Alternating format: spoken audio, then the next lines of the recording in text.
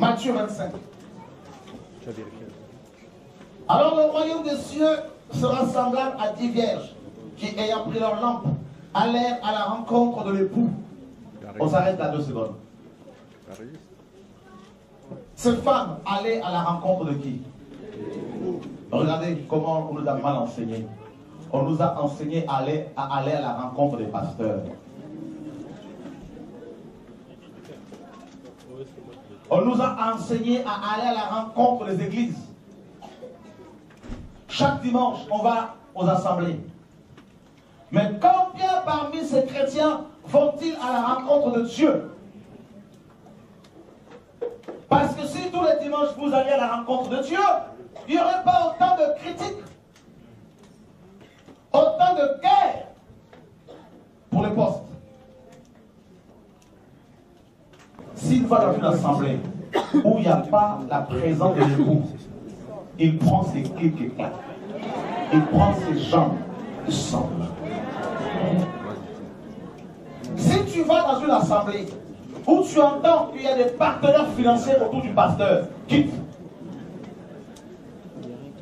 Depuis que je donne l'autonomie, là maintenant je peux parler. Alléluia.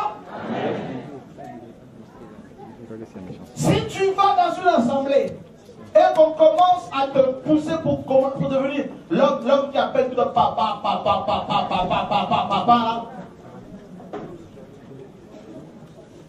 alors quand tu étais païen, il n'y avait pas trop papa. Depuis que tu es converti, formidable. Ce n'est plus l'époux que tu... Frère, je vais vous dire une chose. Pourquoi la rencontre de l'époux? Regardez une femme amoureuse. Hein? Quand une femme est amoureuse, je me rappelle quand on était petit, quand nos grandes sœurs étaient amoureuses, et que papa, maman disaient, vous ne sortez pas. Elles pouvaient enjamber le mur.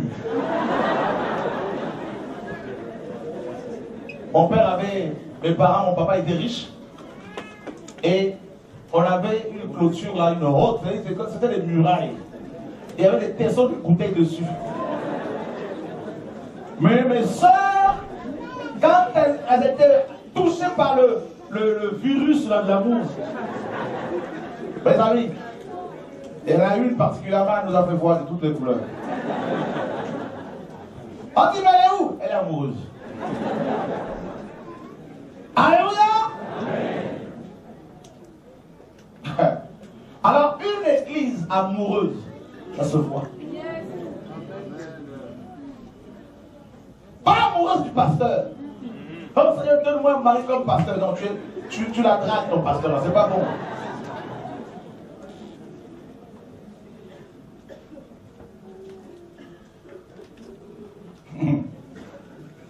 Chacun est unique. Seigneur, donne-moi un mari comme toi. Voilà. Elles allaient à la rencontre de l'époux. Or, la plupart de nos églises ne vont plus à la rencontre de l'époux. Elles vont à la rencontre de maman.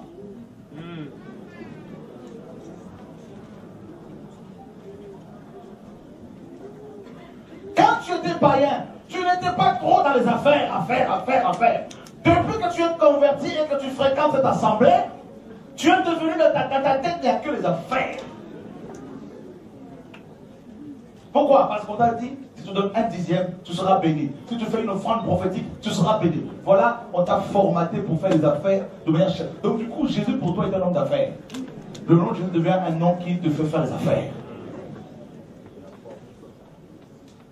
Frère, je vais vous dire une chose. Moi, je suis convaincu, si l'on veut vraiment aller au ciel, il faut faire très attention à fréquenter nos églises d'aujourd'hui. Parce qu'ici, il y a des endroits où vous pouvez facilement trébucher, là, c'est la top. Mais quand on prie avec 2 ou 3 frères, parfois on vit la communion fraternelle. Je vous dis. Elles allaient à la rencontre de l'époux, très peu le font. Or, si l'on va dans l'assemblée, c'est pour rencontrer Dieu. Mais si on voit quelque part que Dieu n'est pas là, on ne peut pas rester. Parfois, il faut chanter 1 heure pour qu'on sente quelques gouttelettes d'onction. On sent que les chantres peinent.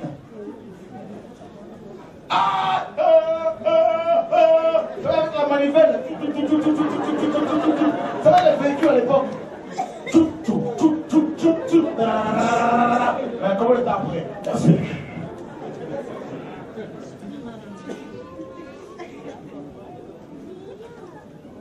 On a connu ça, je vous dis la vérité, on a connu ça. Frère, quand j'étais pasteur, parfois les sœurs chantaient, je me rappelle très bien, j'étais là, je sentais que l'onction n'était pas là. Je me suis dit, mais t'es bizarre, mais t'es pas là. Ça fait des dièses. Il y a quelque chose qui n'est pas là. Et quand on gratte un peu, il y en a une qui est l'impudicité. On gratte encore le batteur et t'es l'impudique. On ramait. Qui a déjà constaté ça dans les églises?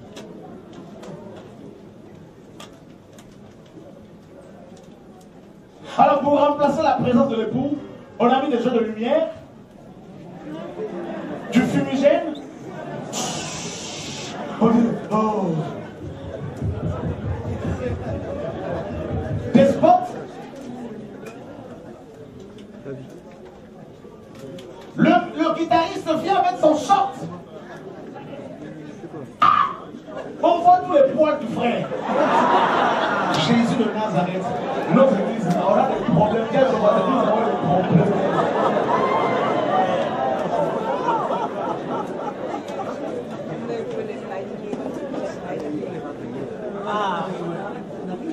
Alléluia!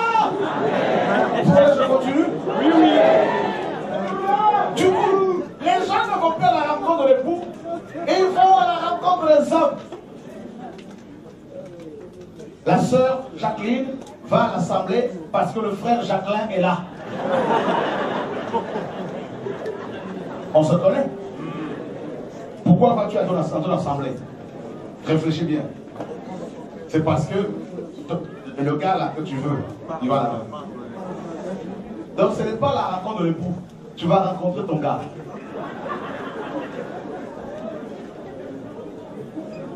Pourquoi vas-tu à l'assemblée? C'est parce que tu aimes bien ton pasteur. Mon pasteur s'habille bien.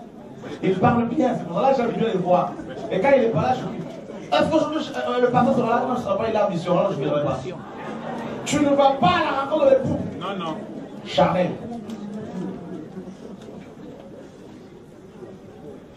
C'est vous qui tuez les prophètes. Quand c'est son adjoint, tu n'es pas là. On connaît. Hein? Beaucoup ne viennent pas pour le Seigneur. Hein?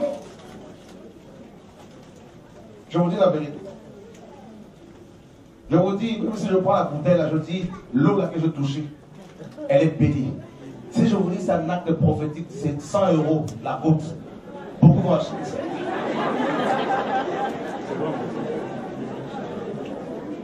Ben, je vous dis la vérité. Vous pensez que tout le monde est là pour le Seigneur? Vous allez voir les gens vont se précipiter. Si je prends le mouchoir, tu fais ça là. Je dis acte à 19, comme Paul a fait là. On découpe ça. Il faut faire une offrande juste pour ce soir. Je dis une offrande prophétique. 200 € prophétiquement parlant, vous allez voir. Je sortirai d'ici avec au moins 5000 €. Pourtant, c'est des gens qui ont entendu le message du retour à la parole depuis des années. Voilà, l'homme est comme ça. Le Saint-Suaire, vous avez vu le Saint-Suaire où? Pourtant, dans les catholiques, on dit c'est ça, la photo de Jésus. Le Saint-Suaire. Vous avez vu comment l'homme est? Même les évangéliques, il y a même un pasteur évangélique, un prophète français.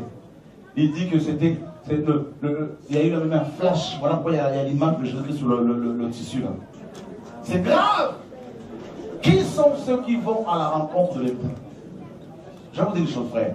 Un homme, une femme qui a rencontré Yeshua comme son époux, aucun pasteur ne peut plus le manipuler. Un pasteur qui a rencontré Jésus comme son époux, aucun fidèle ne peut le manipuler, frère. Fini. D'accord? L'église biblique va à la rencontre de l'époux. L'église de ce monde babylonien va à la rencontre des hommes. C'est des rencontres des hommes. Ils se font du bien entre eux. Parce qu'ils s'aiment bien, ils se tapent sur l'épaule. Ils se connaissent depuis longtemps. C'est plus charnel que spirituel.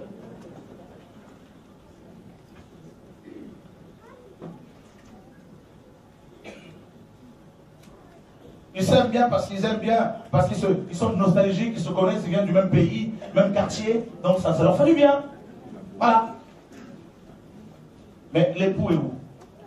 Celui qui vient nous chercher, il est où? Il est où? Pendant qu'elles allaient à la rencontre de l'époux, on nous dit que l'époux tardait 2000 ans. Elles se sont endormies. Le sommeil. Qui n'a pas connu le sommeil spirituel ici? Tout le monde. Qui? Regardez, pendant des années, on a dormi. Pendant des années, on a dormi dans la fausseté. On a bu la fausseté, on a mangé la fausseté. Qu'est-ce qu'on nous a dit hier? Hier, on m'a dit que si tu es apôtre, il faut absolument implanter les églises et les contrôler. Tu vas faire le tour à chaque fois ici et là, tu prends là-bas, tu tournes. Le Seigneur m'a dit un jour, c'est toi qui es mort à la croix? Je dis non. Il me dit alors laisse les églises. Je dis Seigneur, mais comment ces gens vont faire sans moi? Il me dit, le livre de Tchopien, comment il a fait sans Philippe?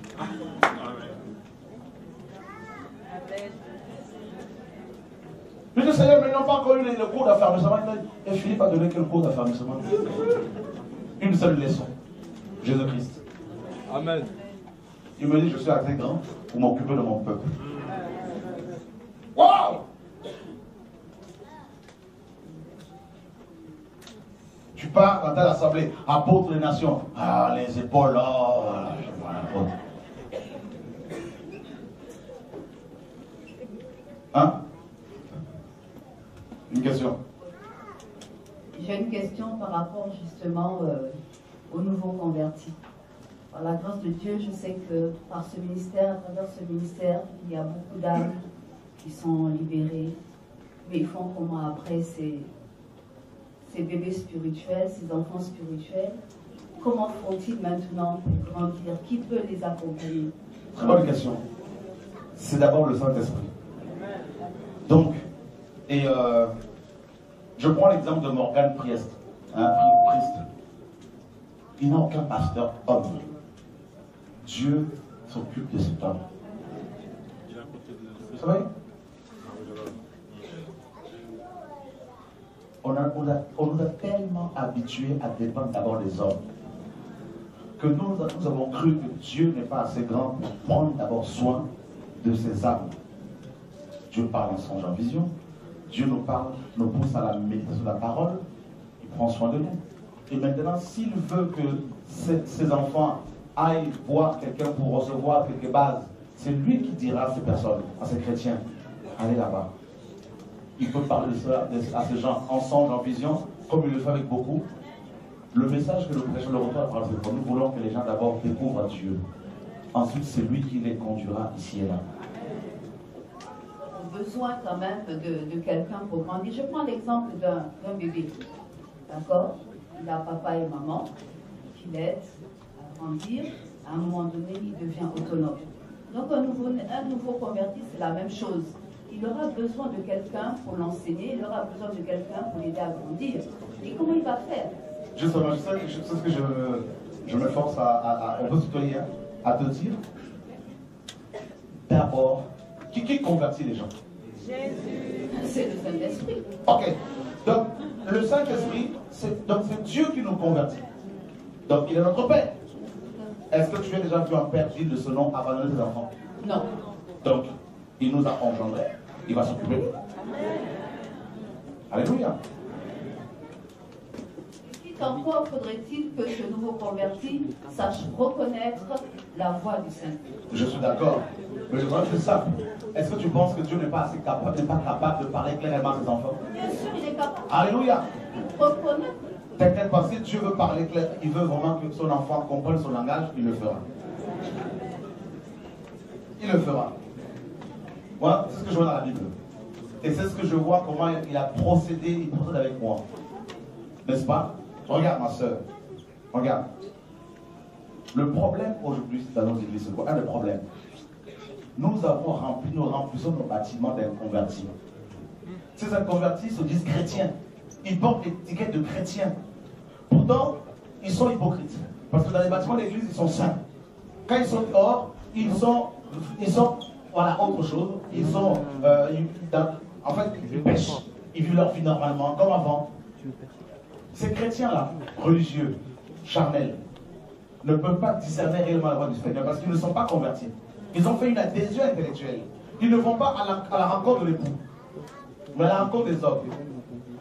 Ces chrétiens peuvent rester à côté des pasteurs, recevoir des enseignements bibliques pendant des années, mais ils ne vont pas changer. Pourtant, celui qui est réellement converti, celui qui a vécu une réelle rencontre avec Dieu, sans parfois passer par les hommes, ce chrétien-là, Dieu va, comme le Seigneur dit, il vous enseignera l'Esprit de Dieu. L'Esprit va commencer à l'enseigner. Et si maintenant ce chrétien rencontre un pasteur pour la première fois, et que ce dernier, donc ce pasteur, lui donne des enseignements erronés, l'Esprit qui est dans ce chrétien, le Saint-Esprit lui dira, ces enseignements sont faux. Pourtant, il fait appel de se convertir. C'est pour cela que nous parlons de vraies conversions. Il faut qu'il y ait de vraies conversions. C'est-à-dire que les gens soient connectés au Saint-Esprit et ils vont recevoir d'abord de lui l'enseignement. Jean nous dit dans 1 Jean chapitre 2. Pour vous, l'onction que vous avez reçue vous enseigne et vous n'avez pas besoin que vous enseigne. Cela veut dire qu'un nouveau converti, un vrai converti, n'a pas besoin qu'un pasteur lui dise mentir est un péché. Des vraies conversions. Voilà, il n'y en a pas beaucoup, donc tu as compris. C'est pour cela que ces faux chrétiens ont besoin des hommes pour les orienter, les aider, tout ça là, jusqu'à leur conversion. Mais un vrai converti, de même un enfant qui est né, personne ne lui apprend comment crier, comment pleurer. C'est naturel. Tu vois? Et c'est pour cela que, on le sait depuis des années, il y a très peu de conversions dans nos assemblées en fait. Nos bâtiments d'église sont remplis de charnels, remplis de gens qui ont des problèmes sociaux. Et ils vont se réfugier dans les bâtiments d'église. Voilà. Et une fois qu'ils sont guéris, souvent on ne les voit plus. Voilà. Donc voilà, on se comprend. Voilà. Alléluia. Amen. Vous êtes là? Amen. Dis à ton voisin, va à la rencontre de l'époux.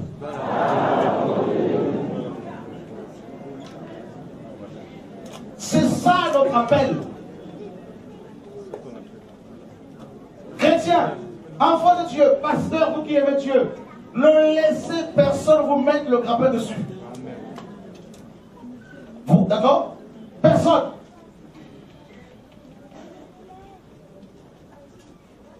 Oh, toi, viens, je vais être ton père spirituel. Non. Allez à la rencontre de l'époux. Et la Bible dit que ces femmes, c'était un soupi et un tormiche. Et regardez à minuit, quelqu'un est venu crier, voici l'époux. Parce que ces femmes allaient à la rencontre de l'époux. Je vais vous dire une chose. Le message qui va permettre à l'église de partir, c'est celui qui est basé sur l'époux, sur les noces. Or, regardez bien, si nous sommes sincères, dans nos assemblées, combien de fois on vous a enseigné sur l'époux, le mariage entre toi et Jésus, sur tes fiançailles? Faites le bilan. Le nombre de fois où il y a eu cet enseignement. Faites le bilan. Vous allez voir qu'il y a eu plus d'enseignements sur l'argent, sur les démons, hein, sur la prospérité, sur le combat spirituel, que sur l'époux. Sur la cure d'âme. Jusqu'à quand ton âme sera-t-elle curée?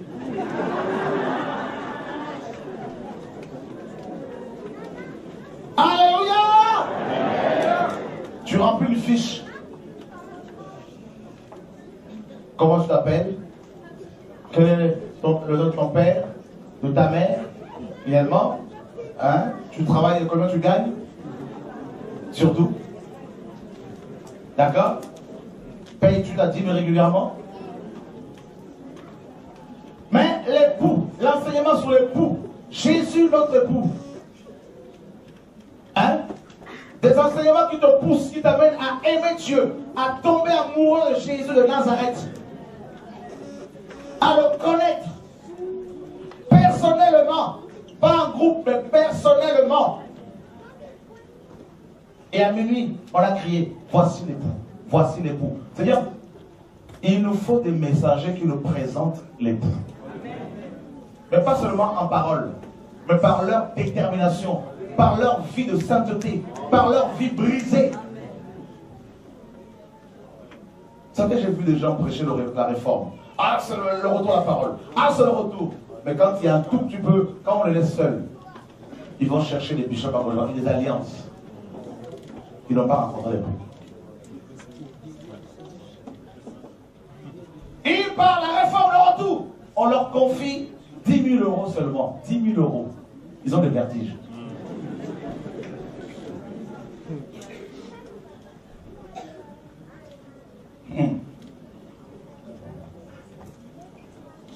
Wow!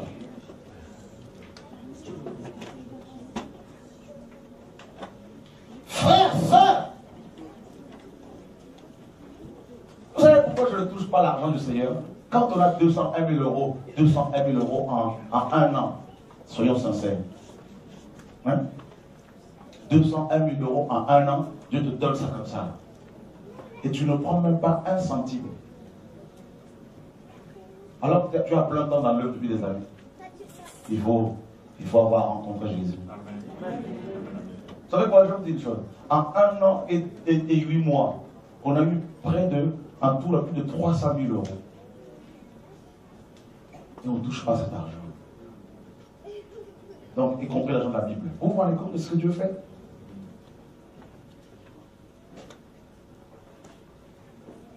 Le monde entier est presque touché ici, les gens sont touchés. Et il faut pas voler les gens, toucher aux femmes d'autrui. Il ne faut pas non plus vous appeler pour commencer à avoir de l'argent. Frère, si tu n'as pas rencontré un tout petit peu l'époux, tu ne peux pas tenir. L'élévation est une chose. Hein? L'onction que beaucoup veulent, c'est bien. Voir les miracles, c'est bien. Mais rester dans l'onction jusqu'à ta mort. Si tu n'as pas vu Jésus, tu ne peux pas tenir. C'est la base. Beaucoup veulent l'onction. C'est tellement l'onction. Surtout les jeunes qui ont le ministère, attention, doucement. Ceux qui ont couru vu qu'ils ont perdu leur jambe. Alléluia!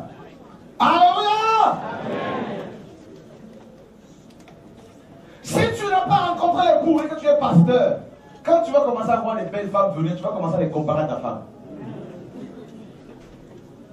Il faut une femme du ministère, une secrétaire. Commence comme ça. Chauffeur. Quand un frère, ici, là. Si je dis à un frère, je veux que tu me conduises pendant une semaine, est-ce que vous pensez qu'il va dire non? Écoutez, vous voyez comment vous pouvez manipuler les gens si vous êtes élevé. Hein? Si tu ne veux pas rencontrer Jésus, tu ne tiens pas. Écoutez bien l'enseignement. Si je viens chez vous, un lundi soir, vous allez vous tracasser pour faire à manger. Ah, l'homme de Dieu vient d'arriver chez moi, quelle grâce. Même si vous n'avez rien, vous allez voir votre voisin pour emprunter de ce 100 euros. Je vous dis. Et si je vous appelle à l'avance et que je vous dise, je viendrai chez vous mercredi soir, je crois que vous risquez de créer des problèmes avec vos femmes ou vos maris. Je vous dis la vérité.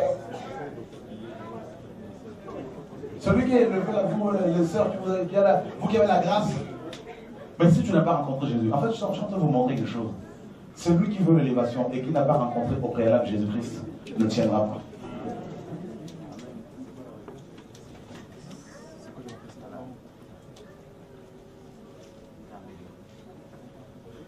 Vous comprenez pourquoi Moïse a dit, si tu ne pars pas devant moi, ne m'envoie pas. Moi, je dis au Seigneur, avant de me lever, je veux te voir toi. Si tu ne peux avec moi, j'arrête. J'arrête. On fait une veillée, à 9h, les gens commencent à arriver. Vous avez vu ça où? Et si tu n'as pas rencontré l'époux, pour comparer à chaque fois le succès et l'époux, je préfère l'époux parce qu'il est plus beau. Amen. Si tu n'as pas cette capacité-là, cette grâce, mais c'est fini. Tu pars. On fait le programme de réveil. Vous avez vu le monde qui arrive? Dieu dit, d'ici le 6 décembre, il faut tout arrêter. Si tu n'as pas vu l'époux, tu t'arrêtes avec le monde, tu préfères le monde. Tu dis, avec cette foule-là, il y a l'argent qui peut rentrer facilement.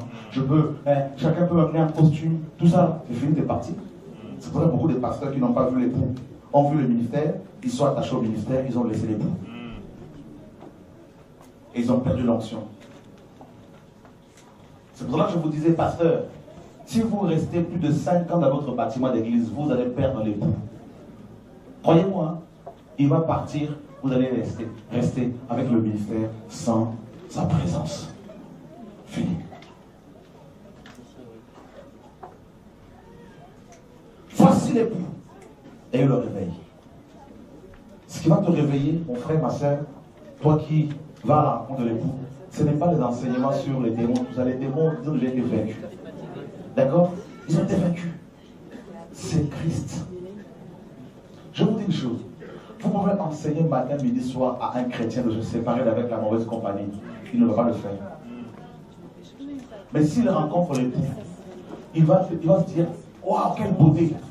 Il ne voudra plus perdre cette beauté à cause des amitiés là qui ne tiennent pas, qui ne valent rien. D'accord? Je vous dis, frère, laissez les églises établies dans beaucoup de pays et rester seuls. Vous pensez que c'est facile? Les gens pensent que c'est facile. Oh, il a abandonné les gens. C'est pas facile. Si je n'avais pas vu Jésus-Christ, la première fois que je l'ai vu, j'avais 15 ans. Il est beau. Il est rentré dans la chambre. Il avait une longue robe. J'étais tout petit comme ça devant lui. Il me dit, je suis Jésus de Nazareth. Waouh! Je me suis dit, je veux cet homme. Une autre fois, il y avait une foule comme ça. J'étais assis derrière. Et le Seigneur enseignait devant. Il était beau. Il avait un globe terrestre dans sa main droite. Et il s'est mis à se diriger vers moi. Et je savais qu'il venait vers moi. Je me décachais comme ça. Il arrive près de moi. Il me serre comme ça. Il me donne ce globe terrestre. Il me dit, je t'appelle.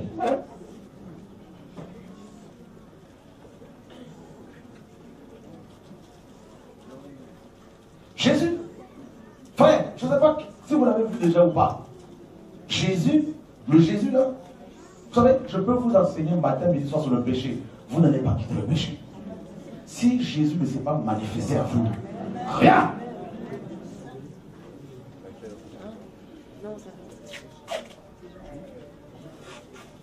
Tu commences une œuvre, ça prend de l'ampleur, il te dit, laisse. Tu sais pourquoi tu as du mal à quitter le péché? Parce que il te manque la révélation de Jésus. Tu sais pourquoi tu penses que si tu n'es plus avec une foule de gens, tu n'as plus de ministère? C'est parce qu'il te manque Jésus. Parce que si tu as Jésus avec toi, partout où tu es, il y a Jésus. Donc si Jésus est avec toi partout, les gens forcément viendront, ils vont recevoir, ils vont rentrer, ils vont pas. C'est ça qu'il faut comprendre, frère. Jean-Baptiste dans le désert, mais parce qu'il était avec l'époux. Frère, tous ceux qui avaient soif de l'époux, allez l'écouter. Vous savez, je vais vous dire des choses. Beaucoup de gens disent, ne suivez pas Chora, ne suivez pas l'homme. Les gens ne me suivent pas. Ils suivent celui qui est en moi. Amen. C'est-à-dire, même si vous leur envoyez des mails, ils vont le recevoir. Ils peuvent être secoués pendant quelques secondes. Mais quand ils vont t'entendre parler, ce n'est pas toi qui parles, c'est l'époux. Frère, qu'on le veuille ou pas, un aimant attire toujours tout ce qui est fer. C'est obligé, c'est un secret. Aspirez à chercher à collier Jésus. Si vous avez l'époux avec vous, c'est le secret du ministère. C'est le secret de la réussite dans le mariage, dans tout ce que vous voulez entreprendre. D'accord? Et vous savez, si vous l'avez, il n'aime pas le péché. Il est jaloux. Il n'aime pas les petits copains là, les petites copines. Il n'aime pas, frère, il n'aime pas les inquiétudes par rapport au lendemain. Oh, qu'est-ce que je vais manger demain? Qu'est-ce que je vais faire? Comment je vais faire? Tout ça là. Il n'aime pas non plus que tu aies tout le temps consulté les pasteurs. Arrête avec ça. Arrête avec ça là.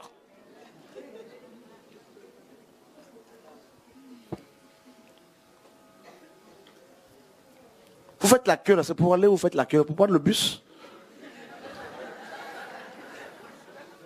Non, pour voir un pasteur. Vous ne voyez pas qu'il y a un problème là?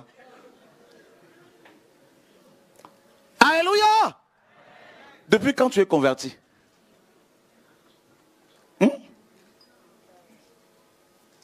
Voilà, si j'ai un problème, je vais voir quel pasteur. Dites-moi, vous pensez que je suis mieux, je suis au-dessus de vous? Non! L'époux. Quand je veux devant sa présence, dans sa présence, je me mets à genoux. Je lui dis, bien-aimé, me voici. Je sais que tu m'entends. Je sais que tu m'aimes et tu sais que je t'aime. Frère, je lui parle comme ça là et il me répond. Mais il est réel. Le problème c'est que on est, frère, allez à sa rencontre, jeunes gens, jeunes filles. Vous voulez avoir des hommes corrects? Vous voulez avoir des mariages qui réussissent? C'est simple. Tombez d'abord amoureuse de Jésus.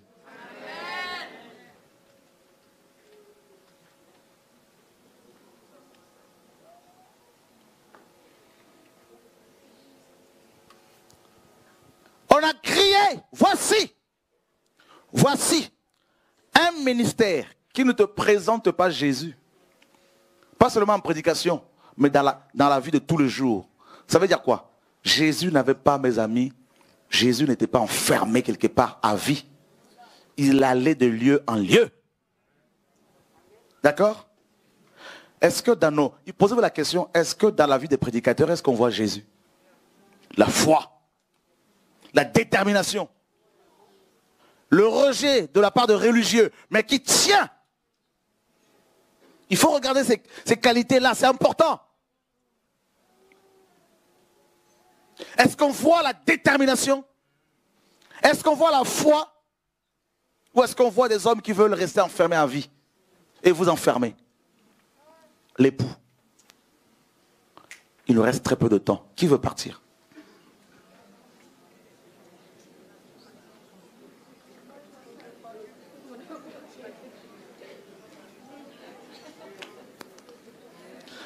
La trompette, la 7e, va retentir bientôt.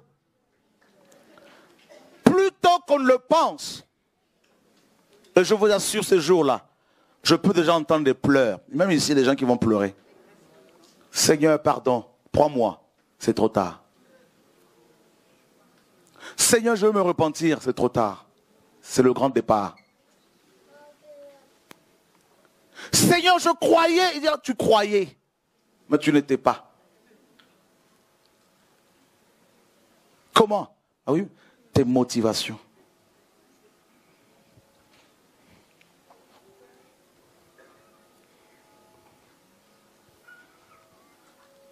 Beaucoup me posent des questions, c'est quoi ton secret? Moi je veux le ministère, beaucoup ici courent après le ministère. Moi je veux le ministère, j'ai un ministère. C'est quoi? Beaucoup viennent me voir, c'est quoi mon appel? Je leur dis, mais vous n'avez rien compris. Vous êtes encore au niveau de chercher à savoir quel est votre appel? Est-ce qu'une femme cherche-t-elle à savoir si elle est une femme? C'est quoi mon sexe? C'est quoi mon sexe? Tout ça là, maintenant, il y a un problème là. C'est comme ça que beaucoup sont. Alléluia! Qui ne veut plus parler comme ça?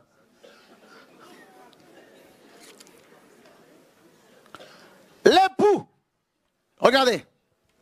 Mon secret, il me fait la grâce de me visiter. Il me fait la grâce de me visiter. Et parce qu'il me visite, voilà pourquoi vous êtes là. Sinon, vous ne pouvez pas être là. S'il y en a qui sont venus de loin, Lyon, Bordeaux, beaucoup, il y en a qui ont loué ce grand bus, là, tout ça, là, c'est parce qu'ils se disent, on sent que le Seigneur est là-bas. C'est pas Choura, l'époux. Et c'est lui qui guérit les gens qui sont malades ici et là. On voit des maladies, des cancers qui disparaissent et les gens se disent, mais Dieu m'a guéri, Dieu m'a guéri. Dieu. C'est l'époux, l'époux. J'ai vu une femme, 2 femmes, quand je suis arrivé ce matin, hier matin, jeudi, on est déjà vendredi, à 9h, 10h, ces femmes étaient déjà là. Pourtant, c'est des mamans, des femmes qui ont des enfants. Des enfants. Il y en a une qui est mariée, qui est mère de plusieurs enfants. Et je me disais quand je suis reparti, comment cette femme qui a des enfants ait pu laisser ses enfants avec le papa et être là comme ça? Et quand on lui a posé la question, je suivais à la maison, quand on a fait une interview, on lui posait la question, pourquoi es-tu venu? Elle dit, je cherche Dieu. Là, j'ai eu ma réponse. Seigneur, c'est terrible. Les gens ont soif.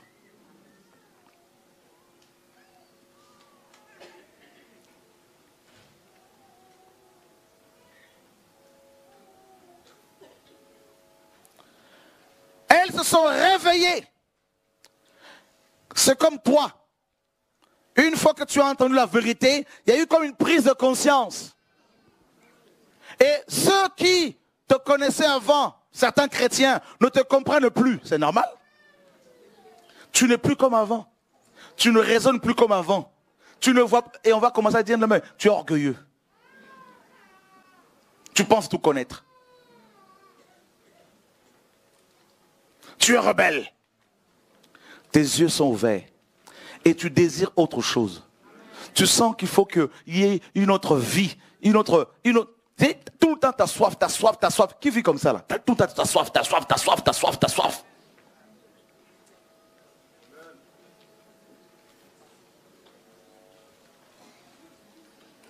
Regardez. Est-ce que vous savez que c'est aussi l'homme qui fait que sa femme devienne une femme? Soit affirmée dans sa féminité, dans son identité de femme. Est-ce que ça vous le savez? Qui ne le savait pas? Ah oui. Regardez, quand une femme tombe amoureuse, qu'est-ce qu'elle va commencer à faire? Elle va prendre soin de ses cheveux, plus qu'avant. Je vous assure. Vrai ou faux? Non, honnêtement. Paul, c'est pas Charles qui le dit, Paul le dit. La femme mariée va s'inquiéter. Elle va tout faire pour plaire à qui? Ah, donc, ma soeur, si tu te négliges, c'est parce qu'il n'y a pas encore un homme. Je vous amène quelque part. Alléluia. Si vous voyez une femme coquette, toujours bien coiffée, parfumée, ne cherchez pas loin. Il y a un homme à côté. Elle cherche à plaire. Vous voyez une femme qui avait beaucoup de poids, qui commence à maigrir. Ne cherchez pas loin. Elle veut garder son homme. C'est qu'il y a un homme à côté. Alléluia. Donc,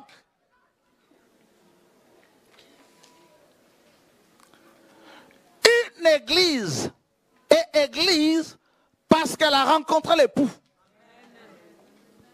Alors s'il y a des problèmes dans nos églises aujourd'hui, c'est parce qu'elles n'ont pas rencontré l'époux. Voilà pourquoi les bishops ne veulent pas quitter leur place. Allez les déloger là-bas. Allez les déloger. C'est pas simple. Hein? Ils sont là. Celui qui a rencontré l'époux va devenir l'église. Et parce qu'il va devenir l'église du Seigneur, tout ce que Dieu lui dira, il le fera. Et je sens que beaucoup de gens disent, mais le frère, après décembre, on fait comment? Je sais qu'il y a des questions comme ça. Vous allez vous débrouiller avec Dieu. Alléluia! Dis à ton voisin, parce que nous sommes avec l'époux. Qui n'a pas peur? Alléluia, gloire à Dieu. Voilà.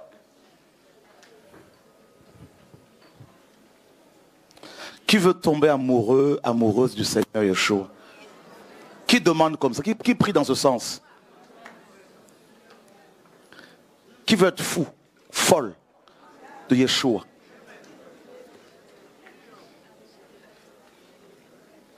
Qui pense qu'il ne l'aime pas encore assez?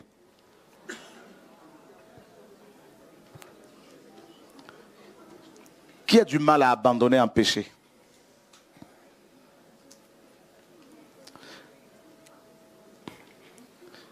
Qui veut abandonner le péché sexuel? Levez-vous.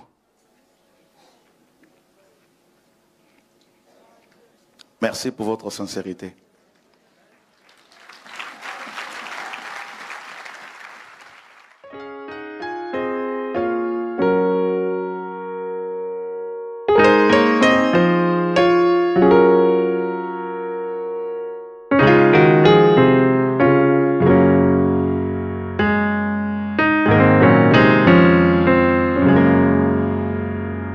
Ô Père, Père, me voici, encore une fois je te lis.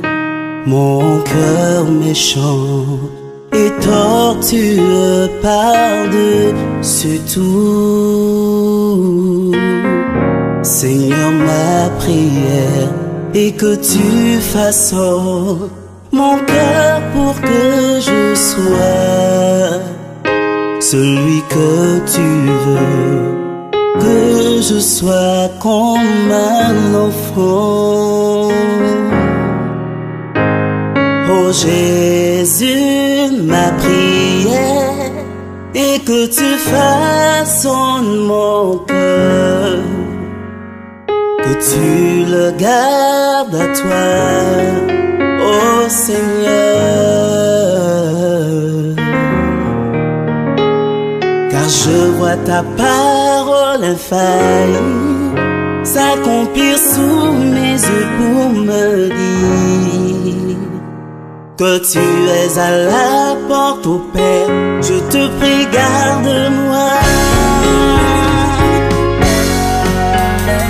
Seigneur, que je ne me conforme pas à ce monde pour ne pas m'éloigner du but que tu es pour moi, Jésus. Que tu es pour moi, Jésus. Car ce monde veut me retenir pour que je ne vive pas la gloire à venir, qui sera manifeste dans peu de temps. Oh Jésus, ma prière est que tu façonnes mon cœur, que tu le gardes à toi, oh Seigneur. Car je vois ta parole infaillible s'accomplir sous mes yeux pour me dire que tu es à la porte, ô Père. Je te prie, garde-moi. Je te prie, garde-moi. Oh Jésus, ma prière est que tu façonnes mon cœur, que tu le gardes à toi, oh Seigneur. Car je vois ta parole infaillible s'accomplir sous mes yeux pour me dire que tu es à la porte. Oh, garde-moi. Oh Jésus, ma prière est que tu façonnes mon cœur, que tu le gardes à toi, oh Seigneur. Car je vois ta parole infaillible s'accomplir sur mes yeux pour me dire que tu es à la porte.